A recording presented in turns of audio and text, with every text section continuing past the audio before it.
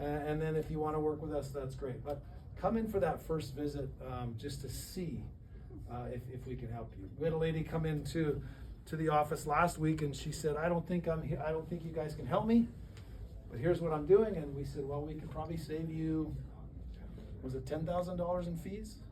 $25,000 in fees just from restructuring something she was doing. That didn't even include any tax planning. Okay, now we've done taxes. Let's move on a little bit to something that's really important, I think. When people set up their income plan, we're going to talk a little bit about income. Yes, you've got Social Security. Yes, you've got an IRA. Yes, you've got some savings, some annuity, pension. The key here is take income from the right place at the right time and look at it from a tax perspective.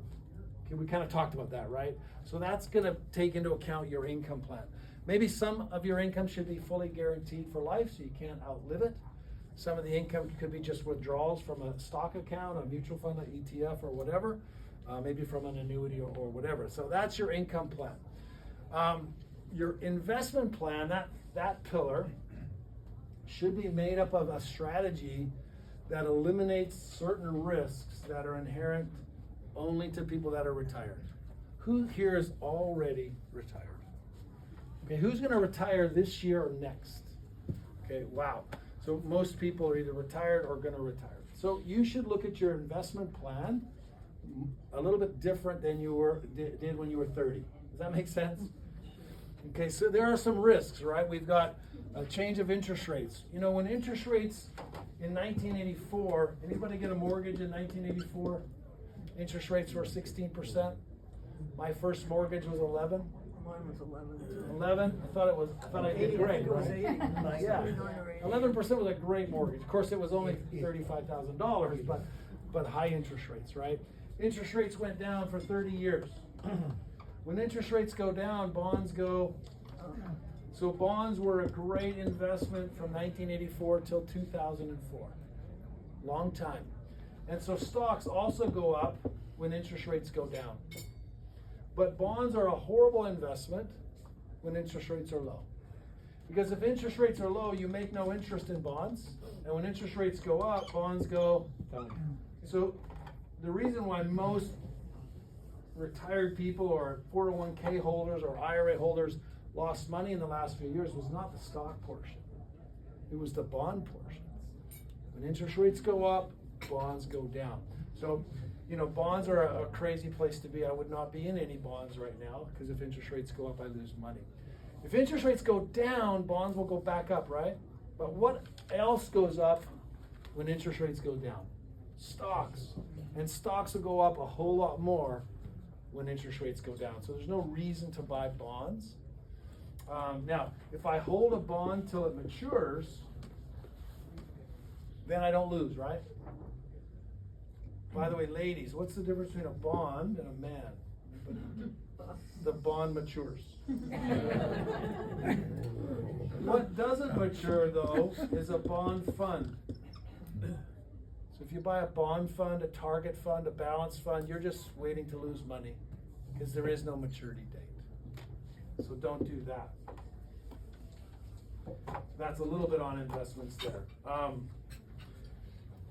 So interest rates.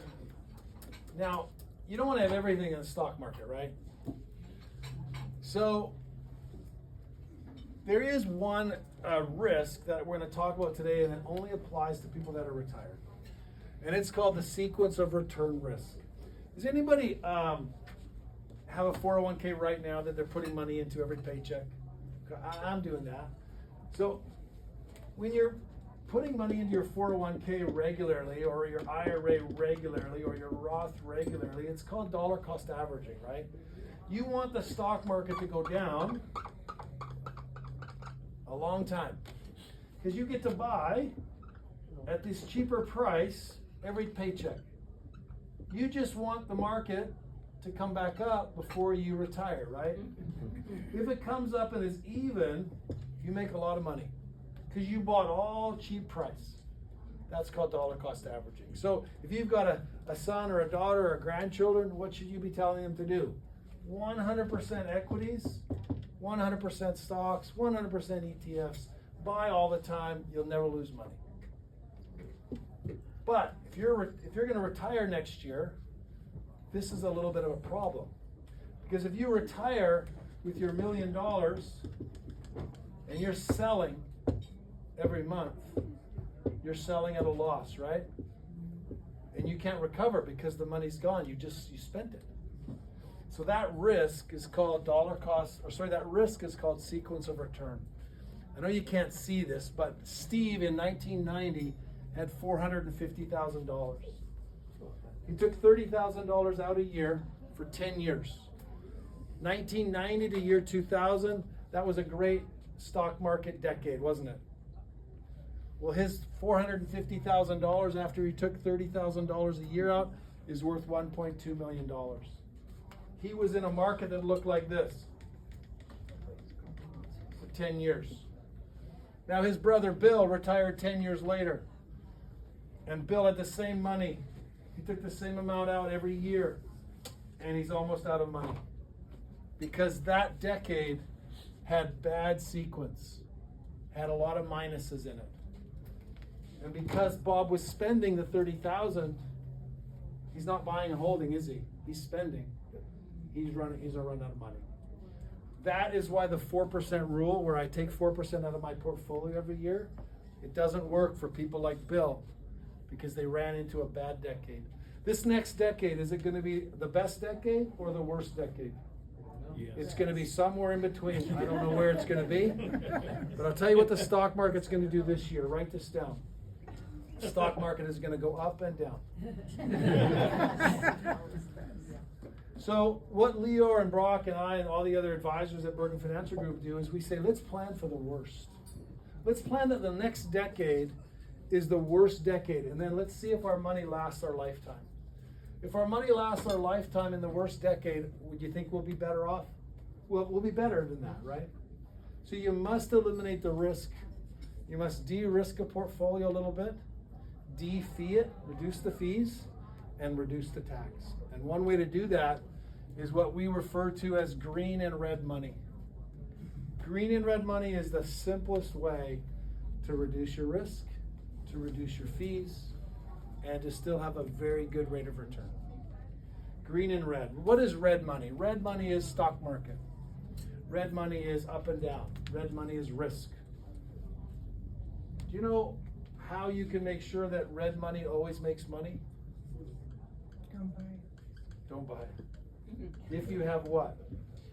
If you have time. If you retire today, do you have the time? No. So what if you put a portion of the money here and never touched it? Would you buy yourself time? Yes. If I know I'm not going to need this amount of money for 5 or 10 years, I just bought myself 5 or 10 years. So the key is, how much money do I put in green to buy time for red? Green money is principal protected money, potentially no fees, money that's linked to the stock market. You can buy stock market indexes that are insured, that if the stock market crashes, you don't lose a dollar. However, if the stock market goes up, you don't quite make as much money. Is that okay? If I buy bonds, I've already given up, right? I've already given up saying I'm going to make good money. So we're just replacing the bond portion with an index that's insured. Our clients last year was a good year, right? 2023, the market was up 25%, right? Our money manager made more than that. That's what we call the red money. The green money, our clients are making 8, 9, and 10, and 12% return on that for the last 12 months. Is that a good return? Yeah. With no risk and no fees? That's a great return with no risk and no fees. That's where we take our income from. We take our withdrawals from the money that can't lose. We take those withdrawals to buy the stock market time to go back up if something happens. We generally want to make sure that the green money can last 10 to 15 years so that the red money will do very well over the next 10 and 15 years. I don't need to touch it. That's a green-red strategy. It's very simple. It's very easy to do. Why doesn't everyone do that? Can you do that at Edward Jones? Can you do that at Morgan Stanley, Charles Schwab? No, you can't. They are gonna sell what? Securities. They're securities firms. They're gonna sell stocks and bonds. That's what they do. That's all they do. What we do is we're a fiduciary firm. We're independent. We do the security side. Common sense securities, makes sense. But we also bring in the insured side, the indexes that are insured, where we can make sure our clients don't lose any money. Also, if you're doing stocks and bonds, you're a securities firm, you're going to charge fees on everything. Does that make sense? If I'm going to charge fees